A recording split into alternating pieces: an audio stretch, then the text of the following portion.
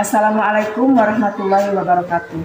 Saya Dian Munawaroh, peserta PPG dalam jabatan Unima Universitas Negeri Manado, kategori 1 gelombang 2 tahun 2022.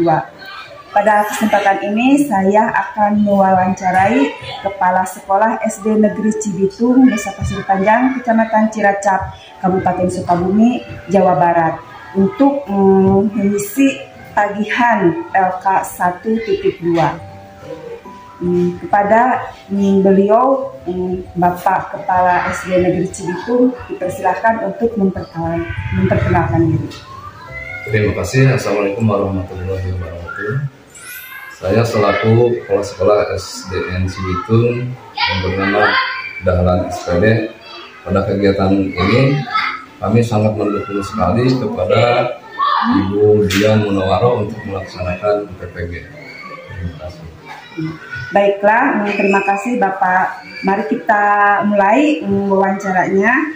Di sini ada 6 pertanyaan atau 6 kategori sesuai dengan identifikasi masalah yang saya identifikasi, yaitu yang pertama, bagaimana upaya Bapak dalam meningkatkan mutu pembelajaran di sekolah ini. Yang kedua, bagaimana upaya meningkatkan minat membaca peserta didik di sekolah ini. Dan yang ketiga, bagaimana mengatasi kesulitan siswa dalam menerima materi pembelajaran bahasa Indonesia, terutama siswa ABK.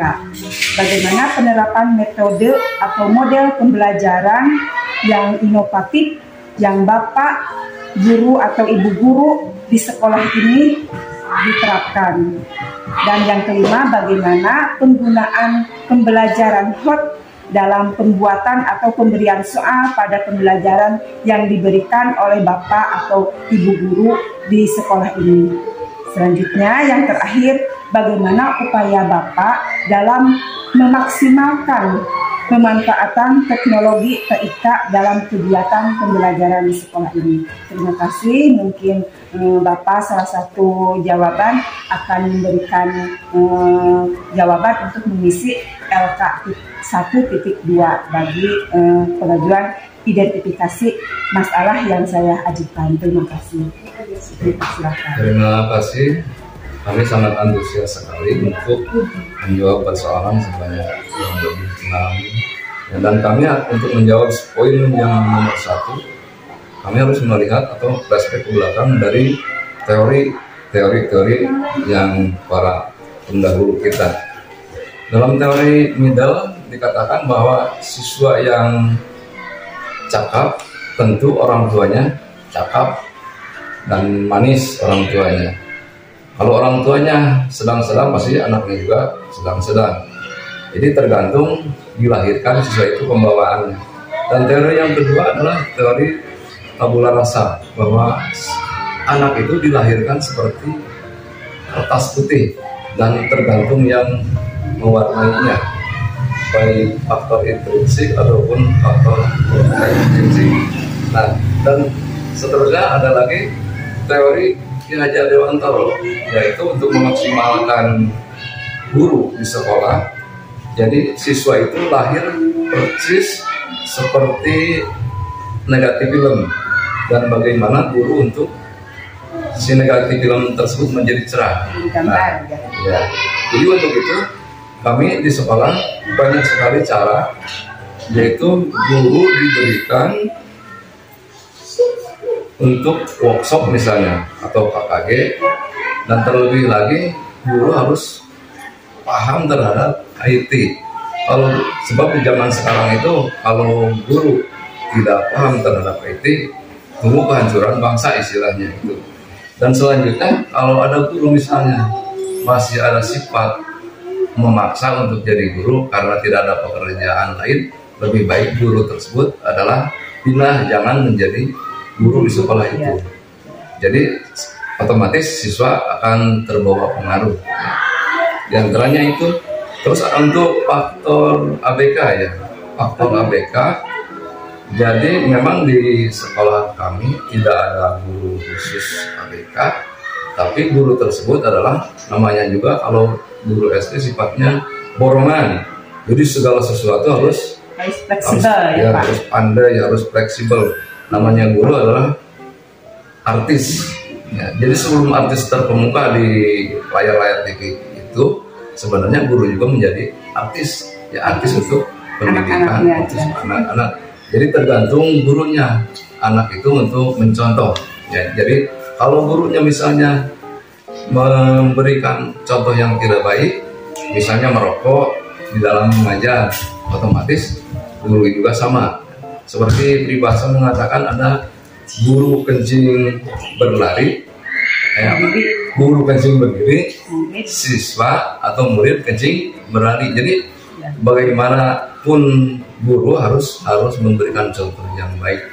Dan untuk yang literasi, sebenarnya kami sudah mempersiapkan atau sudah membuat kepada guru-guru supaya siswa pandai berliterasi, terutama dalam membaca. Di sudut-sudut kelas dibuatkan pojok baca. Nah, itu karena siswa kalau sering diberikan tugas tersebut, insya Allah literasinya juga akan bagus sekali. Terus bagaimana mengenai penerapan metode pembelajaran yang inovatif yang Bapak Ibu atau guru-guru di sini diterapkan? Bagaimana upaya Bapak kepada guru-guru tersebut? Ya, agar siswa bermotivasi dan gurunya juga cenderung untuk belajar aktif. Jadi siswa diberikan motivasi. Seperti kemarin kan kita sudah kurang lebih 2 tahun corona ya. Jadi ada corona, otomatis siswa tersebut di rumah pekerjaannya atau belajarnya tidak seperti di sekolah. Sebab kita kembalikan kepada orang tua juga kewalahan untuk belajar tersebut.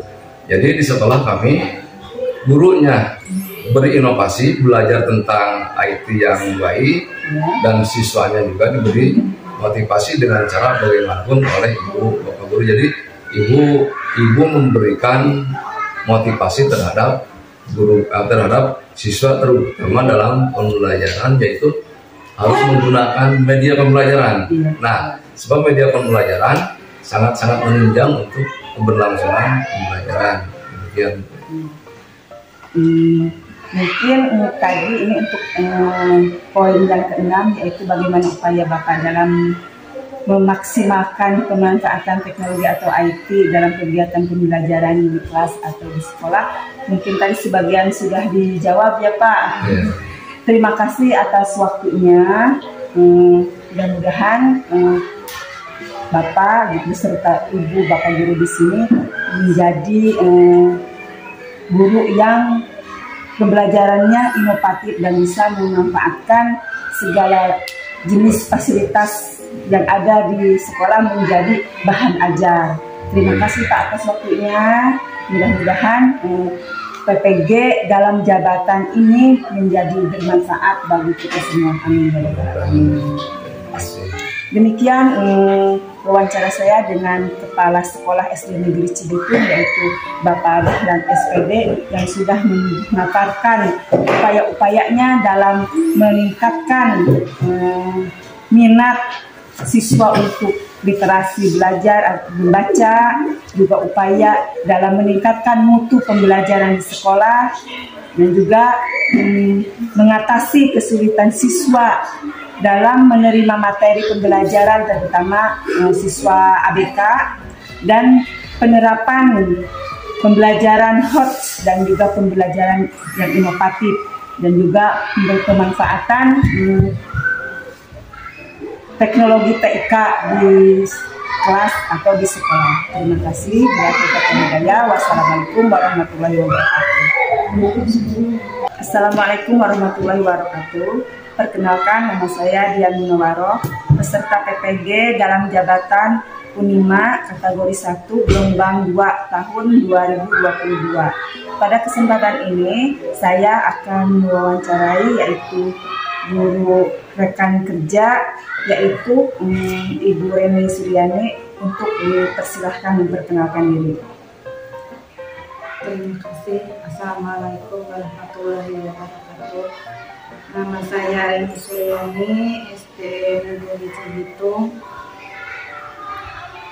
Mungkin akan membantu teman saya yang melaksanakan PPG dalam jabatan pada tahun 2022. Baiklah, terima kasih Ibu Reni Suryani yang akan membantu wawancara untuk mengisi LK 172. Di sini ada beberapa pertanyaan mengenai identifikasi masalah yang saya ajukan dalam tugas PPG dalam jabatan, yaitu ada 6. Tadi salah satunya sudah dijawab oleh Bapak Kepala Sekolah SD Negeri Cibitung. Mungkin ada beberapa poin yang akan saya tanyakan kepada Ibu Reni mengenai bagaimana upaya Bu Reni meningkatkan minat peserta didik atau minat siswa dalam membaca, karena minat siswa sangat rendah. Terima kasih. Baiklah, saya akan mencoba menjawab pertanyaan dari teman saya yang tadi. Pertanyaannya yaitu bagaimana meningkatkan minat siswa dalam membaca. Yang pertama, di dalam kelas misalkan memperbanyak jumlah guru, rasio 1 orang siswa 1 buku. Dan membaca tersebut siswa dibimbing 1 persatu secara terus-menerus. Selanjutnya, adanya perpustakaan yang baik, buku pengetahuan banyak, buku cerita banyak, buku misalkan dongeng banyak, buku yang lain juga harus banyak. Ya, mungkin yang lainnya mungkin di dalam kelas, Di dalam kelas bisa dipakai sudut baca. Ya, terima kasih Bu Reni Suryani.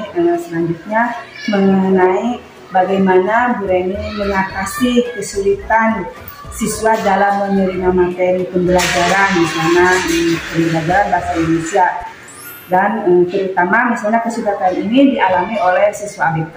Terima kasih. Kalau untuk siswa ABK mungkin bisa diberi perhatian yang lebih. Ya. Bisa dicontohkan misalkan kalau yang siswa yang biasa bisa dibimbing membaca 1 kali, tetapi yang kalau yang ABK tersebut bisa 2 kali sampai 3 kali mendampingi dalam membaca tersebut. Adakah kendalanya misalnya dari orang tua atau dari pendamping lainnya seperti keluarga? Orang tua kan pasti itu dalam membaca tersebut, karena kalau di sekolah waktunya sebentar, yang paling berperan itu orang tua di rumah. Karena apa? Di rumah itu bisa lama belajarnya, terus bisa lebih cepat. Dan juga mungkin orang tua yang lebih memahami karakteristik siswa tersebut, ya. Terima kasih Bu Ani. Mungkin ada satu lagi pertanyaan, karena tadi sudah diwakili oleh Bapak Kepala Sekolah, bagaimana penerapan Ibu Reni di kelas, penerapan metode atau model pembelajaran yang inovatif yang Ibu laksanakan di kelas ini? Belajar yang inovatif, contohnya kita menggunakan laptop, bisa siswa melihat gambar, cerita. Terus kalau di rumah bisa menggunakan HP-nya untuk membaca, tapi harus dalam bimbingan orang tua. Ditambah lagi kalau di kelas banyak metode yang lain, misalkan bermain peran, bertukar cerita, bertukar pendapat, itu saja. Terima kasih Ibu Reni atas waktunya yang sudah membantu saya untuk diwawancarai mengenai beberapa pertanyaan tentang mengisi atau tagihan LK 1.2, yaitu ada beberapa identifikasi masalah yang saya ajukan, yaitu tentang bagaimana upaya dalam meningkatkan mutu pembelajaran, bagaimana upaya meningkatkan minat membaca pada peserta didik, dan bagaimana mengatasi kesulitan siswa dalam menerima materi pembelajaran.